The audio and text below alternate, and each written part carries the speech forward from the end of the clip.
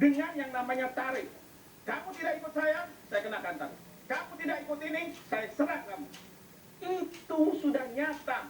Dan negara-negara Eropa semua sudah mengatakan seperti itu. Bahkan Australia, bahkan Singapura sudah mengatakan seperti itu. Pak Trump merakit BUP untuk kebutuhan dia sendiri, untuk kepentingan dia sendiri. Anda setuju? Ya, saya menyimak dari tadi, ini profesor, guru besar, dan para guru bangsa semua. Tapi semoga saya bisa menyampaikan apa yang ada di pikiran saya. Sedihnya adalah satu. Karena saya khawatir jangan-jangan yang kita sampaikan semua ini tidak membantu masyarakat memahami bahwa kita bangsa Indonesia tulus ikhlas mendukung Palestina. Saya yakin di semua pembicara ini semua dukung Palestina.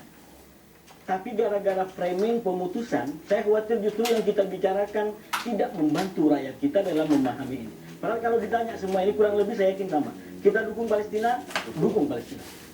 Kita tidak suka dengan kebijakan Trump, saya yakin sama. Ini semua kita kritis terhadap Trump. Bahkan yang kritis sama Trump bukan hanya Prof. Hikmat. Orang selevel Thomas Friedman, yang orang Amerika sendiri itu dengan kritis menyebut Trump sebagai pemimpin yang narsis. Jadi ini titik kesepakatan, jangan kemudian dipecah belah untuk kepentingan katakan pemberitaan, termasuk presiden, DPR. Walaupun atas nama kemajemukan bangsa kita, saya yakin ada berapa persen yang mendukung Israel. Kita bangsa besar, jadi kita hormati. Tapi kalau disurvei secara umum, hakul yakin hampir bulat mendukung Palestina. Kalau ditanya, apakah dengan begini masih mendukung Palestina? Itu pertanyaan jebakan. Yang kalau tidak dijawab dengan tuntas, menggiring masyarakat seakan-akan kita tidak dukung Palestina. Pertanyaan pertama tadi, di mana orang Palestina dalam konsep ini? Jangan lupa Dewan Perdamaian yang dibuat Trump ini. Saya bicara Trump bukan saya suka sama Trump. Saya catatan kritis saya adalah saya bilang kita tidak suka dengan kebijakan dan pernyataan Trump. Bahkan kita mengutuk yang dilakukan Trump di Venezuela. Kita mengecam yang rencana dilakukan di Greenland. Tapi atas nama pengawat Palestina kita semua sepakat. Terima kasih sama Trump yang minimal proposalnya membuat gencatan senjata itu tercapai, Prof. Dan darah kematian berhenti semenjak 10 Oktober. Minimal kalau dibandingkan dengan sebelumnya. Sebentar, kalau ditanyakan apakah ada orang Palestina? Ada. Yaitu di Dewan Komite Rekonsiliasi Nasional Gaza. 15 orang. Jadi, makanya ini benar bukunya udah kasih jawaban. Ini gara-gara menjadi masalah dipotong sana-sini. Satu, konsep belum jelas. Konsep belum jelas, mohon maaf ya. Saya masuk ke Prof. Prof sudah ambil kesimpulan ini akan mengarah kepada PBB. Mari kita buka. Bagaimana proses pembentukan PBB? Bisakah PBB hanya didukung oleh 26 negara? Ya, bisakah kalau misalnya PBB itu Prancis, Presiden Macron yang mengatakan, saya hanya mengutip bahwa Macron mengatakan kami tidak mau bergabung karena ini bertentangan dengan ide dari Dewan Keamanan PBB. Itu betul, tapi kalau dikaji secara teks, di mana di pasal itu yang menyatakan ini akan menjadi pengganti PBB. Saya ingin mengatakan, kata Bu Koni tadi, ini semua draft belum jelas, tapi kita berkonklusi masing-masing. Ya, draft sudah jelas, sekarang saya sudah jelaskan, saya sudah baca piagamnya.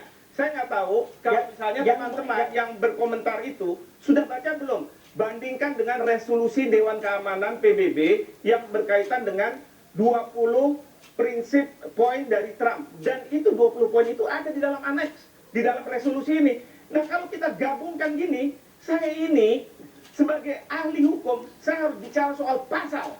Tidak mungkin saya nggak bicara pasal, saya nggak bicara dari ngawang sana ngawang sini. Maka pada waktu Bapak Presiden tanda tangan, saya segera mencari mana itu piagamnya. Karena saya ingin tahu seperti apa ceritanya, strukturnya.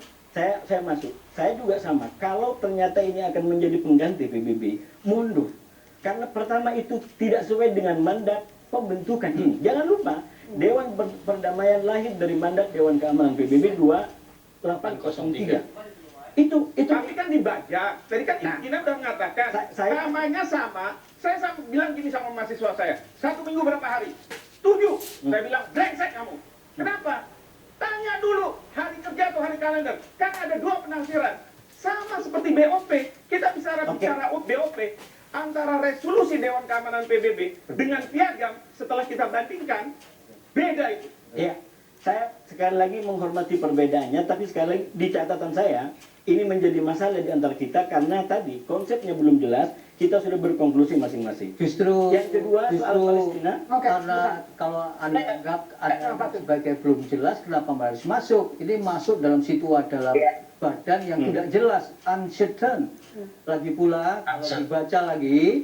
kalau dibaca lagi, adakah di situ disebutkan tentang kemerdekaan Palestina? Padahal yang harus diperjuangkan sesuai dengan mandat konstitusi pembukaan Undang-Undang Dasar 45 itulah kemerdekaan. Kalau ini peace, ini tidak mungkin peace itu tanpa justice. Tidak mungkin peace itu kalau tidak merdeka. Mereka orang Gaza dikasih makan, kemudian Gaza dibikin Riviera the Middle East, banyak hotel dan sebagainya untuk dikenyangkan, tapi tidak merdeka. Jadi sebetulnya BOP itu tidak menyelesaikan masalah. Kenapa kita harus masuk kepada situasi, kepada badan yang bermasalah? Tadi sudah jelas, catatnya banyak. Jadi menurut saya, kalau bahasa MUI, itu masuk di situasi yang tidak jelas, itu berdosa. Harus jelas dulu. Nah ini masuk dilemanya. Jadi Pak Sadam, apa kira-kira apa kira-kira sebaiknya tidak membawa terminologi dosa dan tidak dosa. Tapi begini, saya udah bilang yang pertama adalah di 25 negara, 25 negara tersebut. Baik. Jadi kira-kira pertanyaan saya berikutnya nanti, apa untung ruginya Indonesia bergabung dengan BOP? Nanti dijawab Mas, boleh lihat kembali.